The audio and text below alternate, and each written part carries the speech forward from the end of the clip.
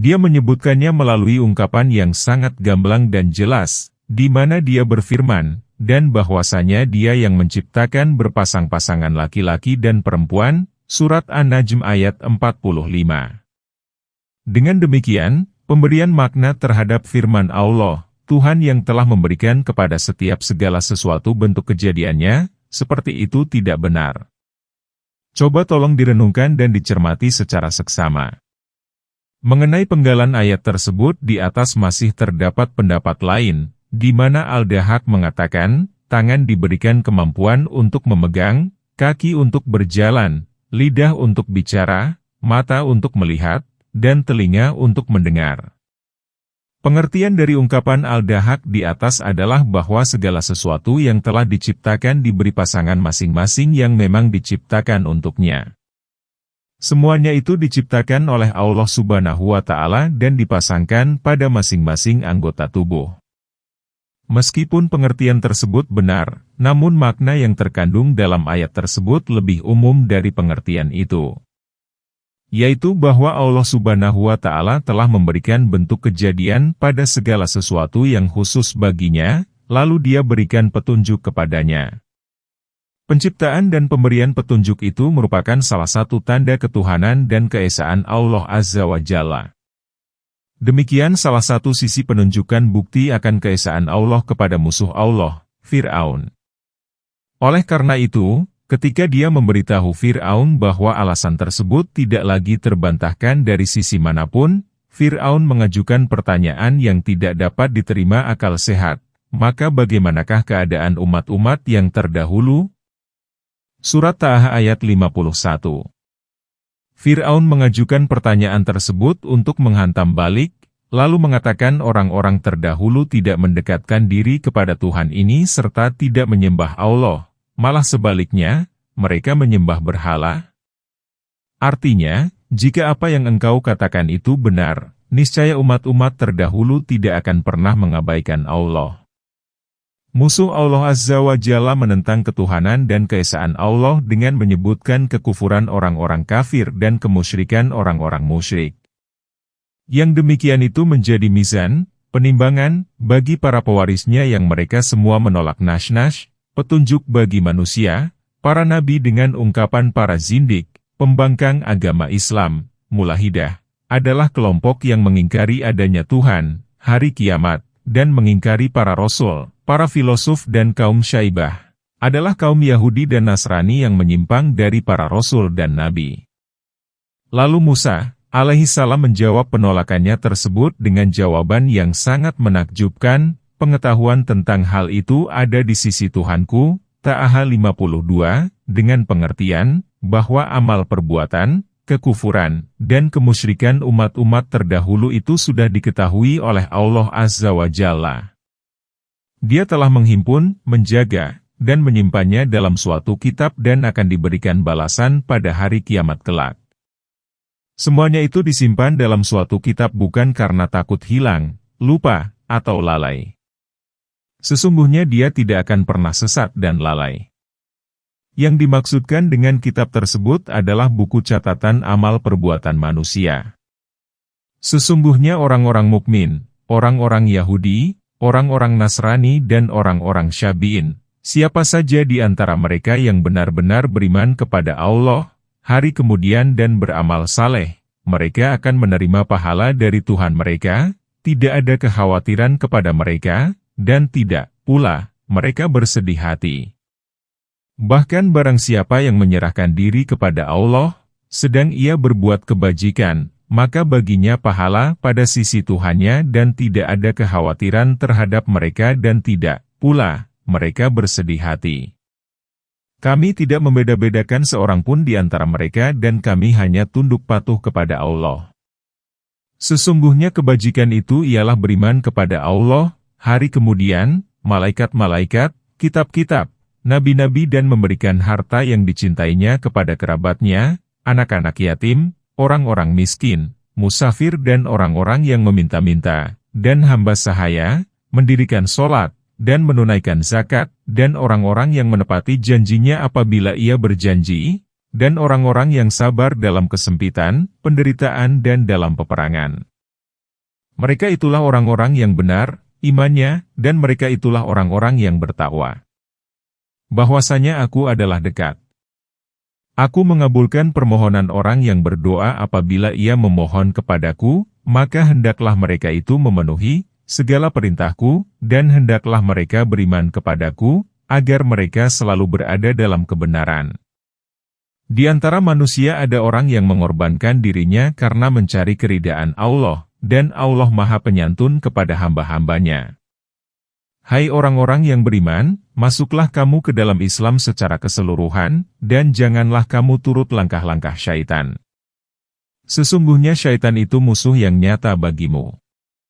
Ayat-ayat Al-Quran. Al-Kilabi mengatakan, yang dimaksud dengan kitab adalah Lauhul Mahfuz.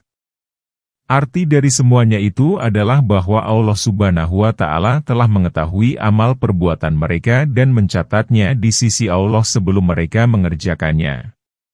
Demikian itu menjadi bagian dari kesempurnaan firman Allah, Tuhan kami adalah Tuhan yang telah memberikan kepada setiap segala sesuatu bentuk kejadiannya, kemudian memberinya petunjuk. Surat Taha ayat 50. Allah Azza wa Jalla seringkah menggabungkan antara al-Khalqu, penciptaan, dan al-Hidayah, petunjuk. Seperti yang difirmankan Allah di awal salah satu surat yang diturunkan kepada Rasul Allah, bacalah dengan menyebut nama Tuhanmu yang menciptakan. Dia telah menciptakan manusia dari segumpal darah. Bacalah, dan Tuhanmulah yang Maha Pemurah, yang mengajar manusia dengan perantaraan kalam. Dia yang mengajarkan kepada manusia apa yang tidak diketahuinya, Surat Al-Alaq ayat 1-5. Firman Allah yang lain, Tuhan yang Maha Pemurah, yang telah mengajarkan Al-Quran.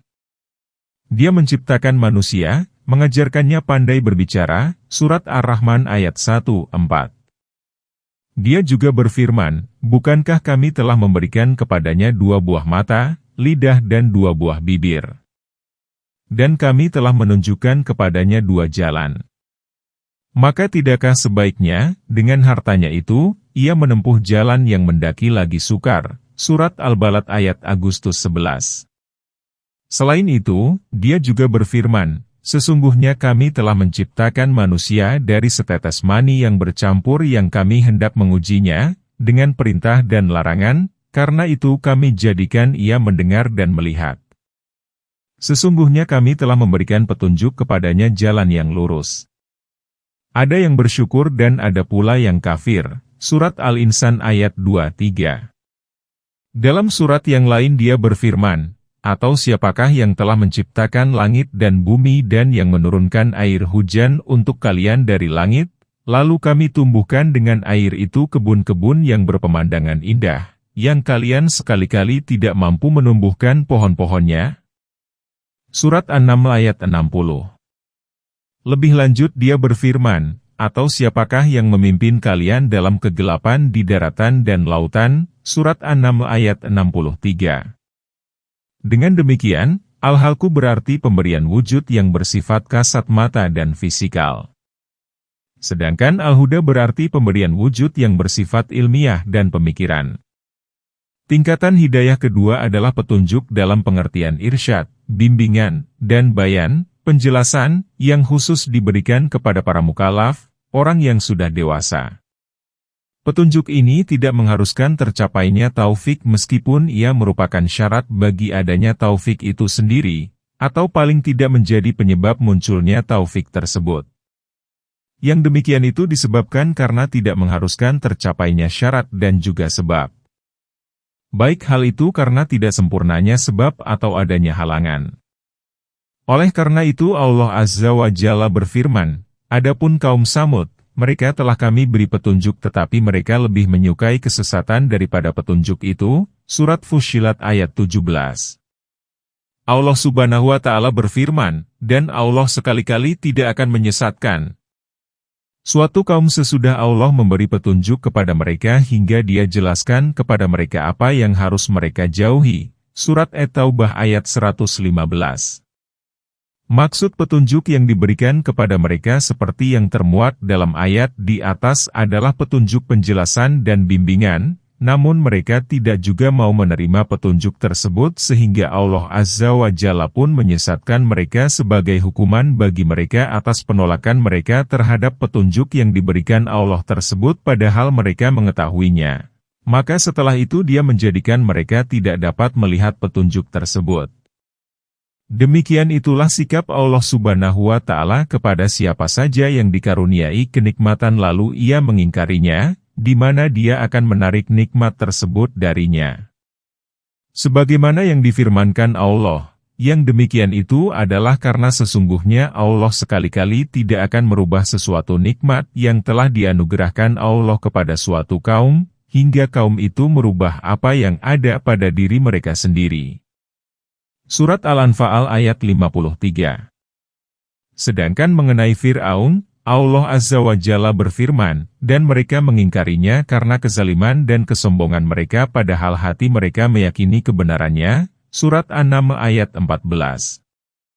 Artinya, Fir'aun dan para pengikutnya itu mengingkari tanda-tanda kekuasaan Allah setelah mereka benar-benar meyakini kebenarannya.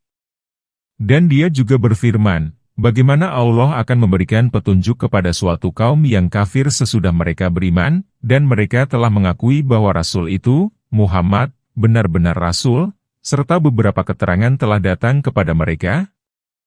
Allah tidak memberikan petunjuk kepada orang-orang yang zalim. Petunjuk itulah yang telah ditetapkan Allah Azza wa Jalla bagi Rasul Allah, Muhammad Shallallahu Alaihi Wasallam, di mana Dia berfirman, dan sesungguhnya engkau benar-benar dapat memberi petunjuk jalan yang lurus, Surat Asy-Syura ayat 52. Dan setelah itu Dia mencabut kembali petunjuk yang pernah dikuasakan kepada beliau itu, yaitu petunjuk taufik dan ilham melalui firman Allah, sesungguhnya kamu tidak akan dapat memberi petunjuk kepada orang yang kamu kasihi, Surat Al-Qasas ayat 56. Oleh karena itu, Rasulullah Shallallahu Alaihi Wasallam bersabda, aku diutus sebagai dai, penyeru, dan mubalik, penyampai risalah, dan terhadap petunjuk aku tidak mempunyai campur tangan sama sekali. Sedangkan iblis diutus untuk menggoda dan menyesatkan, dan dalam hal kesesatan ia tidak mempunyai campur tangan sama sekali.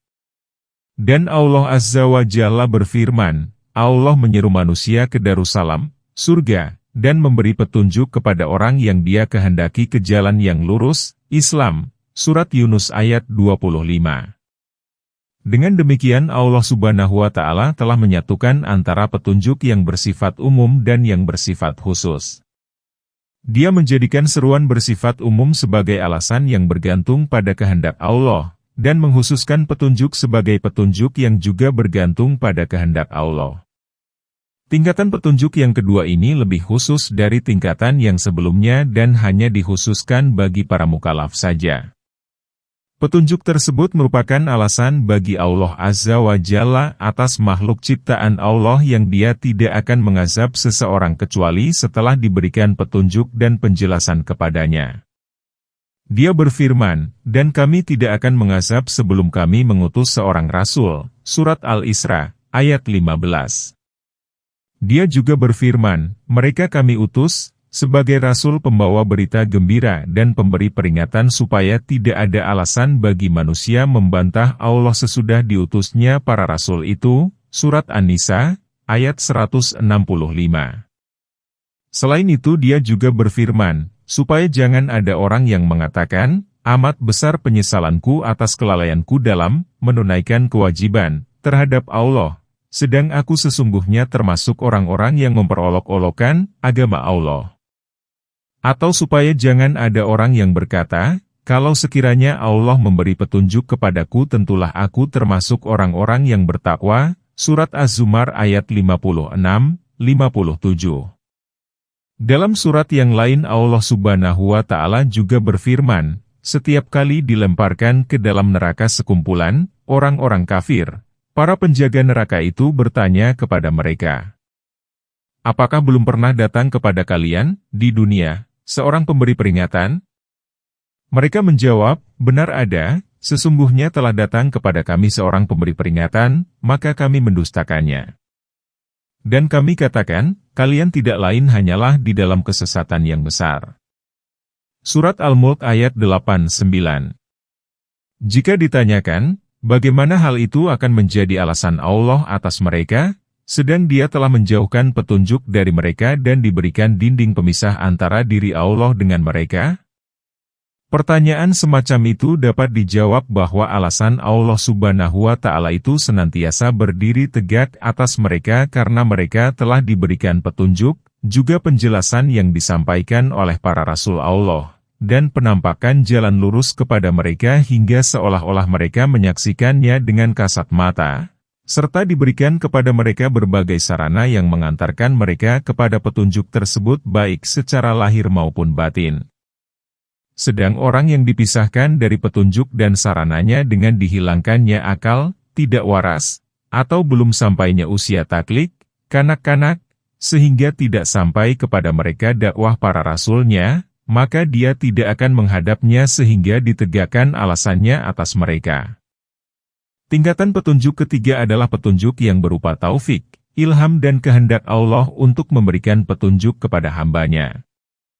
Tingkatan ketiga ini bersifat lebih khusus dari tingkatan sebelumnya, yang para pengikut paham Qadariyah mengingkarinya. Padahal para ulama salaf dari kalangan Ahlul Sunnah telah berseru kepada mereka dari waktu ke waktu, tapi para penganut paham Jabariyah menjalimi mereka dengan sikap tidak adil terhadap mereka sebagaimana mereka telah menjalimi diri mereka sendiri dengan pengingkaran mereka terhadap adanya sebab dan kekuatan, juga pengingkaran mereka terhadap perbuatan dan kemampuan manusia. Petuah para ulama salaf itu tidak menjadikan mereka melainkan kesesatan yang bertambah-tambah dan semakin erat berpegang pada keyakinannya tersebut. Demikianlah perseteruan antara paham Qadariyah dan Jabariyah, mereka saling bertolak belakang dan saling menjatuhkan serta saling menyerukan paham lain agar berpegang pada pahamnya. Dan demikian keadaan paham sesat yang mengajak paham sesat lainnya untuk meninggalkan pendapat dan pahamnya. Perumpamaan mereka sama seperti pemeluk agama Nasrani yang menyerukan kepada penganut agama Yahudi untuk mengakui Trinitas, menyembah salib, dan meyakini Isa Al-Masih sebagai Tuhan. Tingkatan ini mengharuskan dua hal. Satu, perbuatan Allah Ta'ala yaitu memberi petunjuk. Dua, perbuatan manusia yaitu menjalankan petunjuk dan sekaligus merupakan pengaruh dari perbuatannya, ialah pemberi petunjuk, sedangkan manusia penerima petunjuk. Mengenai hal ini Allah Subhanahu wa Ta'ala berfirman, barang siapa diberi petunjuk oleh Allah, maka dialah yang mendapat petunjuk, surat Al-Isra ayat 97. Tidak mungkin ada pengaruh kecuali jika ada yang mempengaruhi. Sehingga apabila perbuatan Allah itu tidak ada, maka perbuatan manusia pun tidak akan pernah ada. Oleh karena itu Dia berfirman, jika kamu sangat mengharapkan agar mereka dapat petunjuk, maka sesungguhnya Allah tiada memberi petunjuk kepada orang yang disesatkannya, surat An-Nahl ayat 37. Karena sebelum penciptaannya Allah telah mengetahui bahwa manusia itu akan berbuat apa, karena itulah Allah memasukkannya ke surga atau neraka. Pen. Hal itu secara jelas menerangkan bahwa petunjuk itu bukan berada di tangan Rasulullah, bahkan beliau sangat berharap untuk mendapatkannya. Bukan juga berada di tangan selain Allah Azza wa Jalla. Jika Allah Azza wa Jalla menyesatkan seseorang, maka orang itu tidak akan pernah menemukan jalan untuk mendapatkan petunjuk, sebagaimana yang difirmankan Allah, barang siapa yang Allah sesatkan, maka tidak akan ada yang akan memberinya petunjuk. Dan Allah membiarkan mereka terombang-ambing dalam kesesatan, surat Al-Araf ayat 186. Dia juga berfirman, barang siapa yang dikehendaki Allah untuk sesat, maka ia akan disesatkan Allah. Dan barang siapa yang dikehendaki Allah untuk diberi petunjuk, niscaya Allah akan menjadikannya berada di atas jalan yang lurus, surat Al-An'am ayat 39. Selain itu, Dia juga berfirman, maka apakah orang yang dijadikan, syaitan, menganggap baik pekerjaannya yang buruk lalu ia meyakini pekerjaan itu baik, sama dengan orang yang tidak ditipu oleh syaitan? Maka sesungguhnya Allah menyesatkan siapa yang dikehendaki Allah dan memberi petunjuk kepada siapa yang dikehendaki Allah, maka janganlah dirimu binasa karena kesedihan terhadap mereka, Surat Fathir ayat 8. Dalam surat yang lain, Dia berfirman, "Maka pernahkah kamu melihat orang yang menjadikan hawa nafsunya sebagai Tuhannya dan Allah membiarkannya sesat berdasarkan ilmu Allah dan Allah telah mengunci mati pendengaran dan hatinya dan meletakkan penutup atas penglihatannya? Maka siapakah yang akan memberinya petunjuk sesudah Allah membiarkannya sesat? Maka mengapa kamu tidak mengambil pelajaran?" Surat Al-Jathiyah ayat 23. Dia juga berfirman, "Kewajibanmu bukanlah menjadikan mereka mendapat petunjuk, tetapi Allah lah yang memberi petunjuk, memberi taufik, siapa yang dikehendaki Allah." Surat Al-Baqarah ayat 272. Firman Allah yang lain, "Dan kalau kami menghendaki niscaya kami akan berikan kepada tiap-tiap jiwa petunjuk baginya." Surat Al-Sajdah ayat 13. Demikian halnya dengan firman Allah, maka tiadalah orang-orang yang beriman itu mengetahui bahwa seandainya Allah menghendaki, semua manusia beriman, tentu Allah memberi petunjuk kepada manusia semuanya. Surat Al-Ra'd ayat 31. Begitu juga firman Allah, barang siapa yang Allah menghendaki akan memberikan kepadanya petunjuk, niscaya dia melapangkan dadanya untuk memeluk agama Islam. Dan barang siapa yang dikehendaki Allah kesesatannya, niscaya Allah menjadikan dadanya sesak lagi sempit, seolah-olah ia sedang mendaki langit. Surat Al-An'am ayat 125. Para penghuni surga mengatakan, "Segala puji bagi Allah yang telah menunjukkan kami ke surga ini. Dan kami sekali-kali tidak akan mendapat petunjuk kalau Allah tidak memberi kami petunjuk. Sesungguhnya telah datang para rasul Tuhan kami membawa kebenaran." Surat Al-Araf ayat 43. Ketika beberapa orang hendak beranggapan bahwa sebagian petunjuk itu berasal dari Allah dan sebagian lainnya dari diri mereka sendiri, maka dengan tegas dikatakan bahwa semua petunjuk itu berasal dari Allah. Kalau bukan karena petunjuk Allah, niscaya mereka tidak akan pernah mendapatkan petunjuk. Allah Azza wa Jalla berfirman, "Bukankah Allah cukup untuk melindungi hamba-hamba Allah? Dan mereka menakuti kamu dengan sembahan-sembahan yang selain Allah. Dan siapa yang disesatkan Allah, maka tidak seorang pun yang akan memberi petunjuk kepadanya.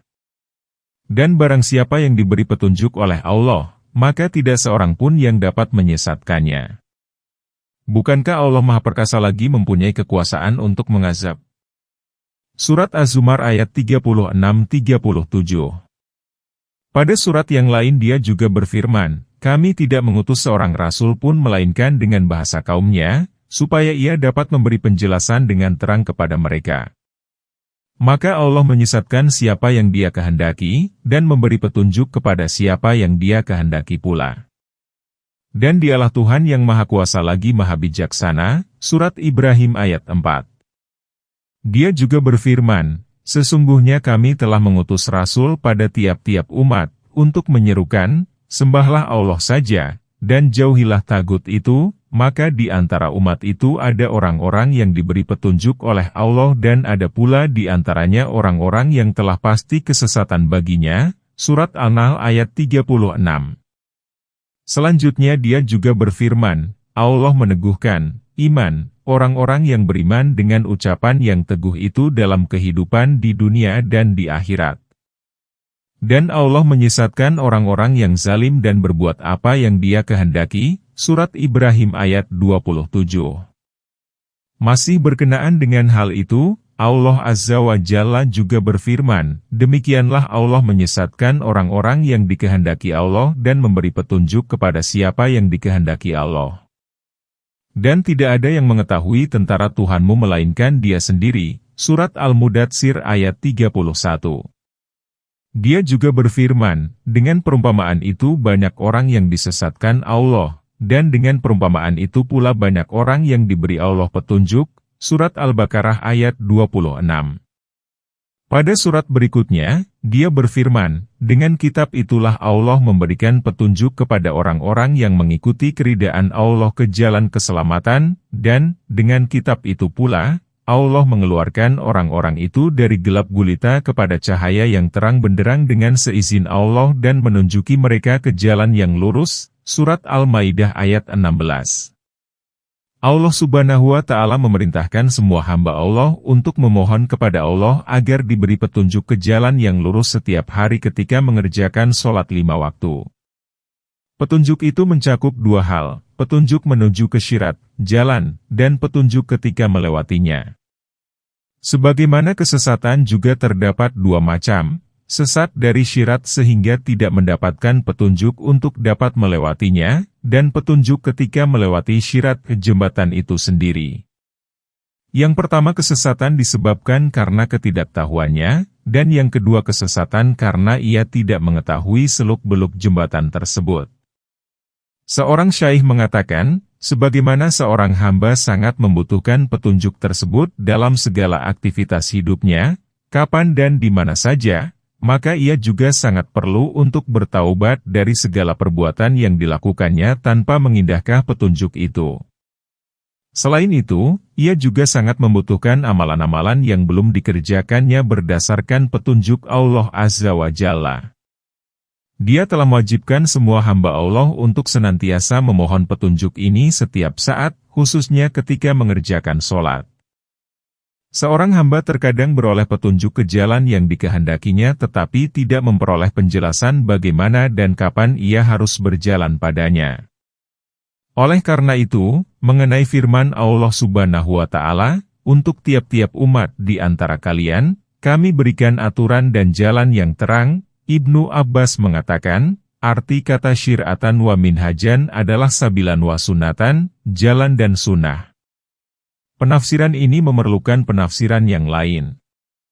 Di mana al-sabil berarti al-tarik yang berarti juga al-minhaj yang semuanya berarti jalan. Sedangkan sunnah berarti syir'ah yang berarti penjelasan mengenai jalan itu, tercakup di dalamnya keterangan bagaimana dan kapan harus berjalan pada jalan itu. Di antara pemberitahuan yang disampaikan Allah Azza wa Jalla kepada hamba-hamba Allah adalah bahwa Dia telah mengunci mati hati orang-orang kafir. Dia telah menjadikan mereka bisu dan buta terhadap kebenaran.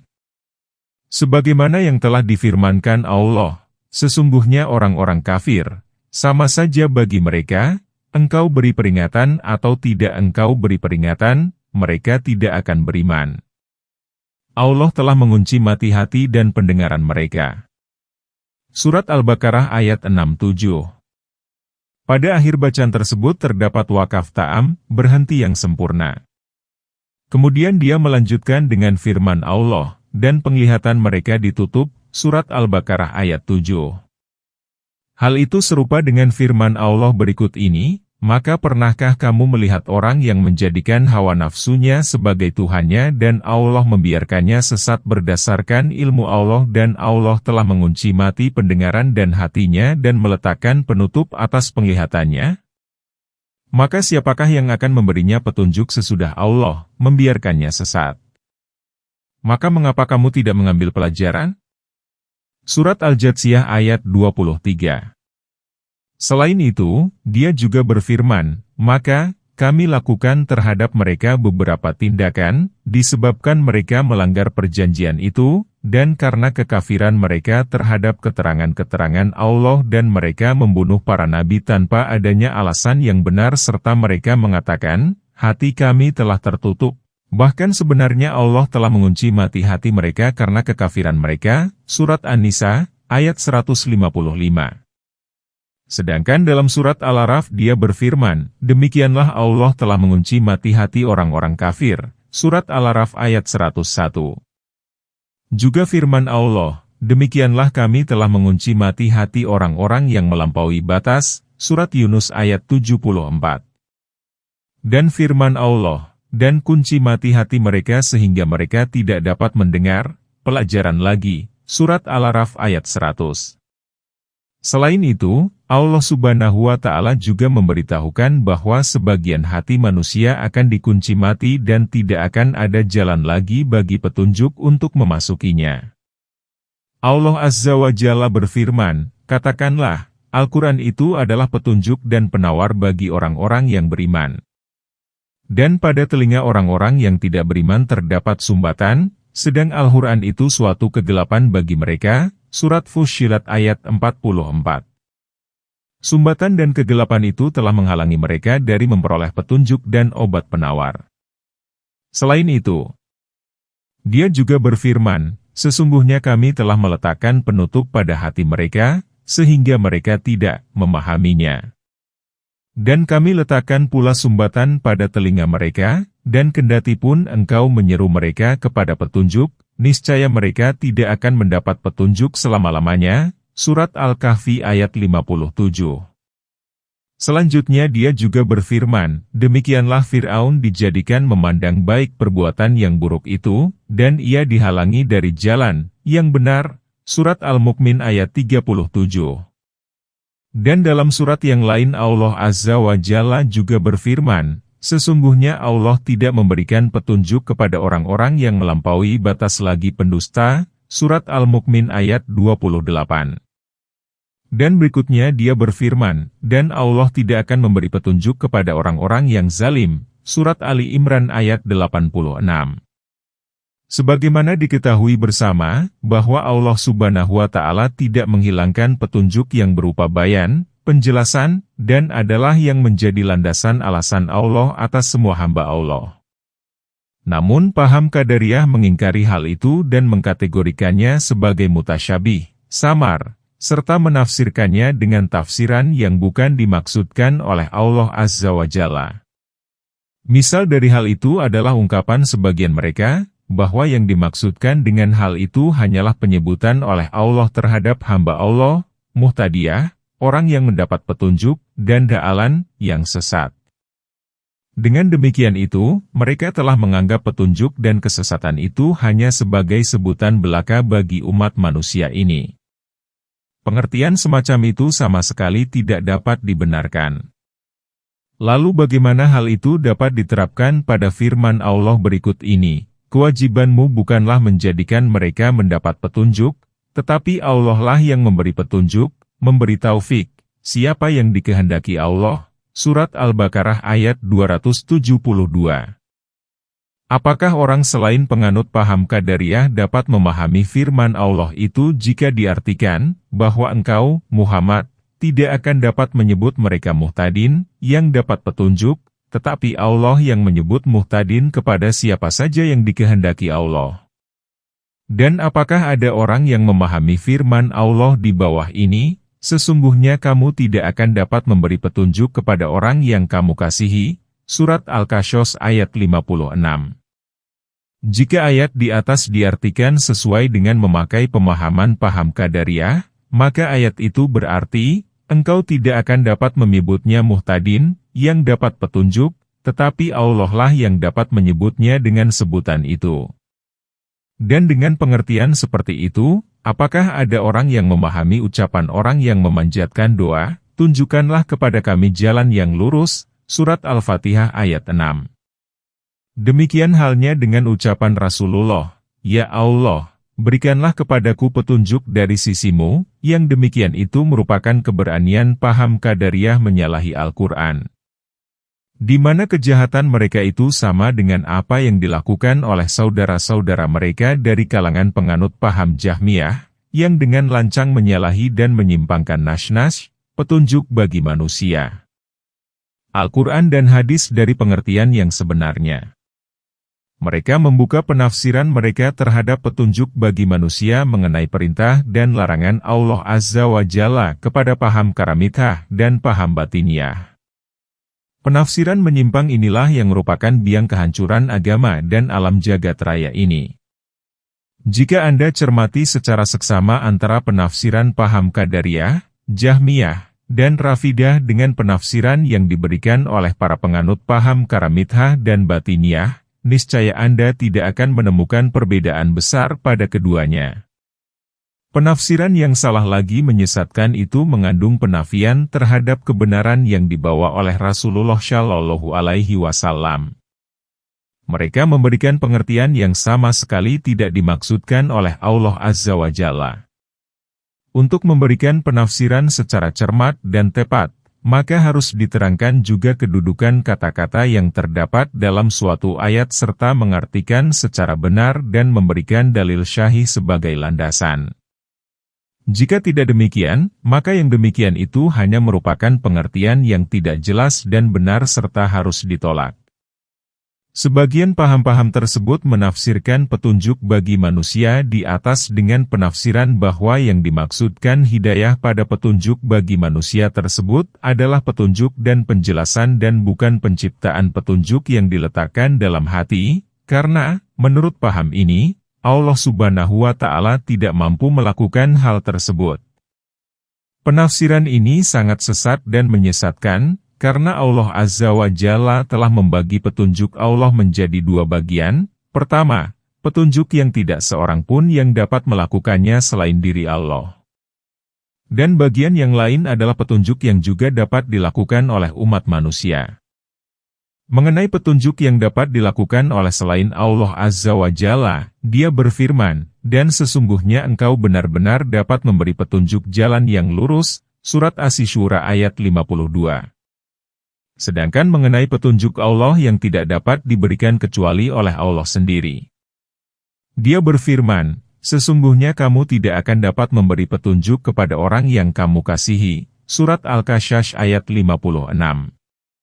Selain itu, Dia juga berfirman, "Barang siapa yang disesatkan Allah, maka tidak akan ada yang akan memberinya petunjuk." Dan Allah membiarkan mereka terombang-ambing dalam kesesatan, Surat Al-A'raf ayat 186. Sebagaimana yang diketahui bersama, bahwa petunjuk yang berupa bayan penjelasan tetap sampai dan berlaku baginya dan tidak dihilangkan darinya, meskipun dalam ayat terakhir di atas Allah Azza wa Jalla telah menyatakan demikian. Demikian halnya dengan firman Allah berikut ini. Sesungguhnya Allah tidak memberi petunjuk kepada orang yang disesatkan Allah. Surat An-Nahl ayat 37. Tidak dibenarkan mengartikan petunjuk di atas dengan petunjuk yang berupa seruan dan penjelasan, karena orang itu akan tetap mendapat petunjuk yang berupa seruan dan penjelasan meskipun Allah telah menyesatkannya. Demikian halnya dengan firman Allah. Dan Allah membiarkannya sesat berdasarkan ilmu Allah dan Allah telah mengunci mati pendengaran dan hatinya dan meletakkan penutup atas penglihatannya. Maka siapakah yang akan memberinya petunjuk sesudah Allah membiarkannya sesat? Surat Al-Jatsiyah ayat 23. Bolehkan ayat tersebut diartikan, siapakah yang akan mengajaknya menuju kepada petunjuk? Dan apakah boleh ayat itu diartikan bahwa Allah yang menyeru mereka kepada kesesatan? Apakah Dia memberitahukan kepada malaikat dan Rasul Allah akan kesesatan mereka, atau memberikan tanda di dalam hatinya yang dengan tanda itu para malaikat tahu bahwa mereka sesat? Pengertian seperti itu sama dengan pengertian yang diberikan beberapa paham bahwa pemberian petunjuk dan penyesatan oleh Allah Azza wa Jalla kepada hamba Allah adalah dengan menyebutnya muhtadi, orang yang mendapat petunjuk, dan da'alin, orang yang sesat. Lalu bahasa mana yang mengartikan firman Allah Azza wa Jalla, "Sesungguhnya kamu tidak akan dapat memberi petunjuk kepada orang yang kamu kasihi," dengan pengertian bahwa engkau tidak akan memberikan tanda itu, tetapi Allah lah yang memberikan tanda padanya. Dan firman Allah, "Barang siapa yang disesatkan Allah, maka tidak akan ada yang akan memberinya petunjuk," diartikan, barang siapa yang diberi tanda sesat, maka tidak ada seorang pun selain diri Allah yang dapat memberikan tanda petunjuk pada dirinya.